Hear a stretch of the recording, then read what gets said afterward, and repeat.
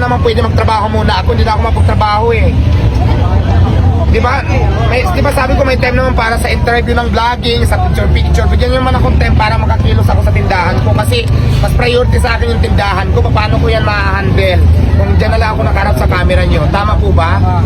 Hindi ko naman asikaso. Hindi ko alam kung may nangungupit na. Hindi ko alam kung ano yung kulang. Tama. Every time na pupunta ako dyan, wala, nandyan na lang kayo. Gusto nyo kayo, nakarap na lang ako sa camera nyo. Pag hindi kayo napagbigyan, galit kayo. Sasabihin nyo masama ang ugali.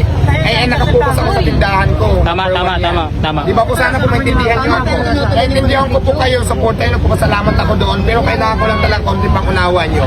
Yung effort nyo na gusto tayo magpapicture. Pero kasi nga, kung sa camera na lang ako haharap, sa inyo na lang, wala na akong magagawa. Paano ng tindahan ko? Sige nga. Wala, nadadami. Di ba? Yun lang naman yun, hindi naman siguro mahirap pakiusap. Mag-ano tayo, magtulungan, magpakisamahan. Kasi hindi naman pwede dyan na lang sa camera nyo, wala na akong magagawa. Kayo kikita kayo sa vlogging nyo, paano ako sa tindahan ko. Di ba? Kikita kayo ng reels nyo, kikita kayo sa lahat ng gusto nyo dyan. Wala naman akong pakialam sa kita nyo. Pero sa akin lang naman, bigyan naman ako ng time kasi parang hindi na normal para makapagtrabaho ako dito. Kasi nagninegosyo po ako eh. Di ba po? Nagninegosyo po ako.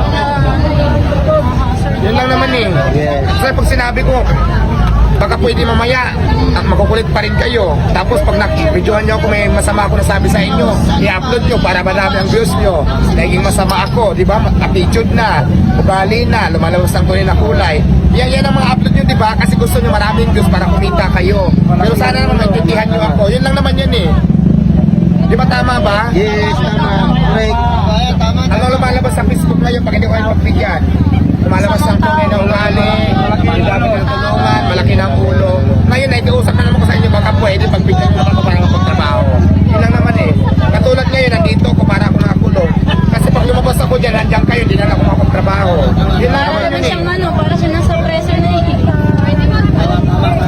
Ngayon, nasasahod ako, kasi kasuhin ko yung mga kulang dyan, yung tao ko, nandiyan pa ba sa puso. Hindi ko magawa kasi nandiyan kayo. Gusto nyo sa kamera na lang tayo lagi.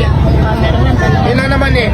Nagbibigay ako ng time para sa interview, para sa mga picture-picture, pero bigyan naman ako ng oras para mapagtrabaho. Yun lang naman yun eh.